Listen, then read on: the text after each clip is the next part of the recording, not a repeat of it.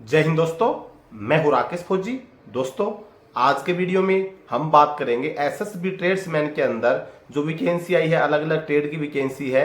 इसके अंदर जो सिलेक्शन प्रोसेस होती है वो क्या होती है, रनिंग कितनी होती है, रनिंग का टाइम कितना मिलता है, कितने नंबर मिलते हैं रनिंग के। इसके अलावा हम बात करेंगे रिटर्न एग्जाम की। इसके अलावा बात करेंगे ट्रेड टेस्ट की, ट्रेड टेस्ट कैसे होता है, ट्रेड टेस्ट कितने नंबर का होता है, कितने में पास होना पड़ेगा।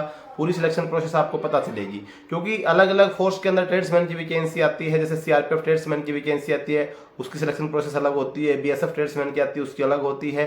यानी कि सभी प्रोसेस, जितनी फोर्स है, सबका जो भर्ती करवाने का ट्रेड्समैन का जो प्रोसेस है वो अलग अलग होता है। तो आज के वीडियो में हम एसएसबी ट्रेड्समैन के बारे में जानकारी आपके इस वीडियो के माध्यम से मिलने वाली है। अगर आप चैनल के पहली बार आए हैं, चैनल को सब्सक्राइब जरूर कर लीजिएगा। वीडियो को अभी तक लाइक नहीं तो लाइक कर लेना। इसके अलावा अगर आप हमारा टेलीग्राम ग्रुप ज्वाइन करना चाहते हैं, डिस्क्रिप्शन में लिंक है, टेलीग्राम ग्रुप भी आप ज्वाइन कर सकते हैं। दोस्तों, एसएसबी ट्रेड्समैन से अगर आप भर्ती होना चाहते हैं, चाहे आपने किसी भी ट्रेड से फॉर्म अप्लाई किया, ब्लैक स्मिथ से, कुक से, वाटर कैरियर से, सफाई कर्मचारी से, वाशरमैन से, किसी भी ट्रेड से अगर आपने फॉर्म अप्लाई किया है, तो सभी जो ट्रेड है इनकी जो सिलेक्शन प्रोसेस है लगभग सभी की सेम है। तो इसके अंदर सबसे पहले जब आपके फॉर्म अप्लाई हो जाएंगे, अप्लाई होने के बाद में जिसका फॉर्म मतलब सक्सेस हो गया, सक्सेसफुल होने के बाद में आपका जो सबसे जो प्रोसेस पहले होगी, पीईटी और पीएसटी प्रोसेस होने वाली है। यानी आपका फिजिकल पहले होगा, फिजिकल एफिशिएंसी टेस्ट और फिजिकल स्टैंडर्ड टेस्ट। अब इसके अंदर जब आपको फिजिकल के लिए बुलाया जाएगा, तो इसके अंदर फिजिकल के अंदर जो सबसे मेन जो प्रोसेस है आपकी, वो आपकी होगी रनिंग होगी। तो इसके अंदर रनिंग में जो मेल कैंडिडेट होंगे उनकी जो रनिंग होगी 4.8 किलोमीटर की रनिंग होगी।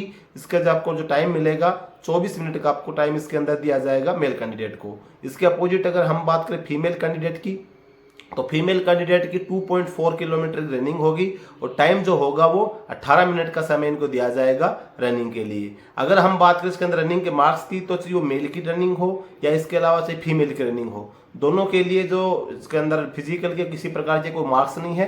यानी कि आपको सिर्फ क्वालिफाई करना है। चाहिए आप इसके अंदर 24 मिनट में, मान लो मेल के लिए जो टाइम दिया गया है 24 मिनट दी गई है 4.8 किलोमीटर रनिंग के लिए, वो चाहे आप 20 मिनट में कर दो, चाहे 19 मिनट में कर दो, चाहे 21 मिनट में कर दो, चाहे 23 मिनट में कर दो। यानी कि आपको जो सिर्फ उसके अंदर पास माना जाएगा, किसी प्रकार का उसके अंदर मार्क्स नहीं मिलने वाला आपको। सेम फीमेल के लिए है, आपको जो 18 मिनट का समय दिया है, 18 मिनट में आपको 2.4 किलोमीटर दौड़ के आना है। आप चल के आए, दौड़ के आए, कैसे भी करके आपको 18 मिनट में पहुंचना है। इसका किसी प्रकार का आपको मार्क्स नहीं दिया जाएगा। तो फिजिकल का जहां तक मेरा विचार, आपको डाउट क्लियर हो गया। इसके अलावा अगर हम बात करें इसके अंदर आपका जो हाइट वगैरह, चेस्ट वगैरह, वेट वगैरह की, तो इसके अंदर जो आपका हाइट है 170 सेंटीमीटर इसके अंदर हाइट होगा आपका मेल के लिए। और आपके जो सीने का जो फुलाव होगा 80 से लेके 85 तक होगा। यानी कि मिनिमम जो आपकी चेस्ट होगी वो 80 सेंटीमीटर होगी और आपका जो फुलाव होगा 5 सेंटीमीटर का फुलाव होना चाहिए मिनिमम। तो 80 से लेके 85 तक आपकी चेस्ट इसके अंदर रहने वाली है। इसके अलावा हाइट में अगर हम बात करें, जो कार्मिक एसटी कैटेगरी के हैं या फिर जैसे गढ़वाल है, कुमायूं है, पहाड़ी है, गोरखा है, जो कि सेंट्रल गवर्नमेंट के अनुसार जिनको छूट दी गई है, उस कैटेगरी को इसके अंदर भी हाइट में छूट मिली गई है। जैसे किसी को 167.5 है, किसी के लिए 165 है, किसी के लिए 162.5 है। वो सभी की कैटेगरी वाइज सबको अलग अलग दी गई है, जो कि सेंट्रल गवर्नमेंट का जो रूल है, सभी सेंट्रल की जो भर्ती निकलती है उसके अंदर, इसके अंदर भी उनको छूट दी गई। बाकी जो एससी के हो गए, जनरल के हो गए, ओबीसी के हो गए, या फिर जिन कैटेगरी को छूट नहीं मिलती है उनको इसके अंदर उनको छूट नहीं दी जाएगी। तो यह होगी आपकी हाइट का। वो जो वेट जो होगा वो आपकी हाइट के अनुसार इसके अंदर वेट देखा जाएगा, भाई आपकी हाइट कितनी है। हाइट के अनुसार जो वेट का जो मेजरमेंट का जो भी चार्ट है वो आपको जो एसएसबी का जो नोटिफिकेशन उसके अंदर मिल जाएगा। नहीं तो आप अगर मेरे टेलीग्राम ग्रुप पे विजिट करेंगे तो वहां पे भी डाल दूंगा कि आपकी हाइट के अनुसार आपका कितना वजन होना चाहिए। अब इसके बाद जो आपका पीईटी और पीएसटी आप जब क्लियर कर लेते हैं, तो पीईटी और पीएसटी क्लियर करने के बाद में फिर आपका होता है रिटर्न एग्जाम। अब रिटर्न एग्जाम जो होता है वो आपका सबसे मायने रखता है, क्योंकि जो आपकी मेरिट जो बनती है वो आपके रिटर्न एग्जाम के जो मार्क्स होंगे उसी के बेस के ऊपर आपकी मेरिट बनती है। क्योंकि आपका जो ये फिजिकल का किसी प्रकार का मार्क्स नहीं मिल रहा है। मैंने पहले बताया कि आपको सिर्फ क्वालिफाई करना है, आपका जो रनिंग है उसको सिर्फ क्वालिफाई है और उसका किसी प्रकार का मार्क्स आपको मिलने वाला नहीं है। तो आपका जो मार्क्स जो मेन डिपेंड करेगा वो आपका करेगा रिटर्न एग्जाम पे। तो आपका रिटर्न एग्जाम जो है वो 100 नंबर का इसके अंदर रहने वाला है।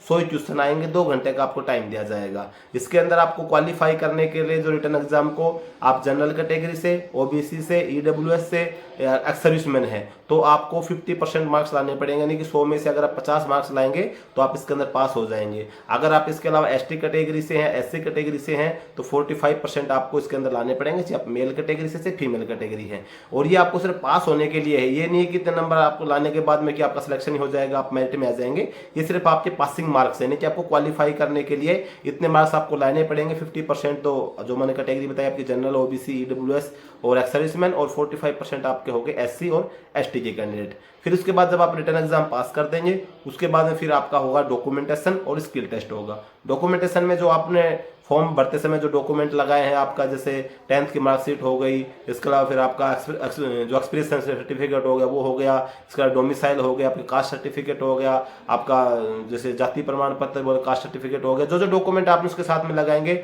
वो आपके लग जाएंगे और डॉक्यूमेंटेशन आपका चेक होगा। स्किल टेस्ट में फिर आपका जिस पर्टिकुलर ट्रेड से आपने फॉर्म अप्लाई किया है, आप अगर आपने कुक से किया है तो आपको खाना बनाने का ले पूछा जाएगा, आपको खाना बनाने का तरीका देखा जाएगा, बनवा के देखेंगे, क्वेश्चन आंसर भी करेंगे। सेम वाटर कैरियर के अंदर भी वही है।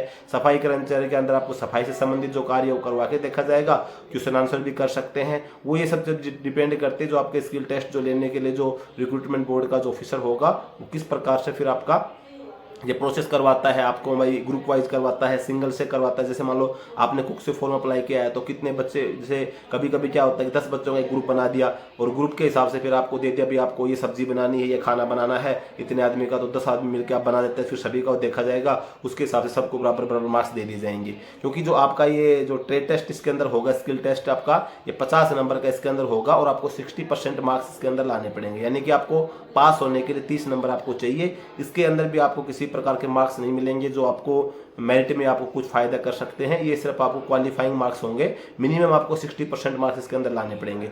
तो आप जिस ट्रेड से आप फॉर्म भर रहे थे, आप कुक से भर रहे हैं, सफाई कर्मचारी से भर रहे हैं, किसी भी ट्रेड से आप भर रहे हैं, तो उस ट्रेड के संबंध में आपको क्वेश्चन आंसर भी आपको थोड़े बहुत पता रहने चाहिए, अगर आपसे कुछ पूछ सके। इसके अलावा आपको रिटर्न का तो नॉलेज इसके अंदर होगा नहीं, उसमें फिर आपको जो प्रैक्टिकल जो करवा के देखा जाएगा कि भाई आपको खाना बनाना है, सफाई करनी है, आपको कटिंग करनी है, आपको प्रेस करनी है, कपड़े धोने हैं, ये सभी फिर कार्रवाई फिर आपसे वो करवा के देखा जाएगा। जब आप स्किल टेस्ट जब क्लियर कर देंगे, जितने कार्मिक जब इसके अंदर क्लियर हो जाएंगे, return exam, physical, skill test, documentation सब कार्रवाई सब आपकी हो जाएंगी, फिर उसके बाद में फिर लास्ट में आपका क्या होता है, इसके अंदर फिर आपका मेडिकल होगा। अब मेडिकल के अंदर फिर आपको पता ही है कि भाई जो टोटल, आप ये मत सोचो कि आप ट्रेड्समैन से भर्ती हो तो आपका मेडिकल नॉर्मल कर देंगे, कुछ भी चेक नहीं करेंगे। मेडिकल भी आपका सभी चीज़ें चेक होती हैं, कुछ भी इतना वो नहीं मानना कि बिल्कुल नॉर्मल हो जाएगा, कुछ भी चेक नहीं होगा, सभी कुछ आपका चेक होगा। फिर मेडिकल में जब आप कुछ बच्चों को री मेडिकल दिया जाएगा, जब सभी का मेडिकल क्लियर हो जाएगा उसका फिर आपका री मेडिकल किया जाएगा। री मेडिकल होने के बाद फिर आपकी फाइनल मेरिट निकाल दी जाएगी। जो बच्चे इसके अंदर सभी प्रोसेस के अंदर निकल लेंगे और रिटर्न एग्जाम में अच्छे मार्क्स लेके आएंगे, उनका सिलेक्शन हो जाएगा और SSB के अंदर अपनी भाई सेवा देने के लिए तैयार रह जाएंगे। बाकी जो बच्चे बच जाएंगे भाई, जो सारे प्रोसेस करके आए हैं लेकिन फाइनल मेरिट में अगर वो नहीं आ पाए हैं तो फिर उनको भाई निराश तो होना ही पड़ेगा, क्योंकि इतनी मेहनत करने का सभी प्रोसेस जो कंप्लीट करता है, जब फाइनल में सिलेक्शन नहीं होता है तो थोड़ी दिक्कत का सामना करना पड़ता है। लेकिन अगर आप अच्छी तैयारी करेंगे, अच्छी मेहनत करेंगे, आपका 100% सिलेक्शन हो जाएगा। क्योंकि जो बच्चा तैयारी करता है हर क्षेत्र में, चाहे फिजिकल का है, चाहे रिटर्न का है, चाहे ट्रेड का है, क्योंकि आपको सभी क्षेत्र में बेस्ट करना पड़ेगा, तभी आप आगे निकल पाएंगे। ये नहीं कि अगर आपका रिटर्न अच्छा है तो आप फिजिकल में फेल होगे, रिटर्न तक पहुंच नहीं पाओगे। रिटर्न आपने अच्छा कर दिया, ट्रेड के बारे में जानकारी नहीं तो ट्रेड में फेल हो जाओगे। तो आपको हर क्षेत्र में जानकारी होगी, तभी आप आगे लास्ट स्टेज तक पहुंच पाएंगे और आप इसमें सिलेक्शन ले पाएंगे। दोस्तों आज की वीडियो में बस यही जानकारी थी। जानकारी अच्छी लगी वीडियो को लाइक कर लेना, चैनल पे पहली बार है सब्सक्राइब जरूर कर लेना। जय हिंद।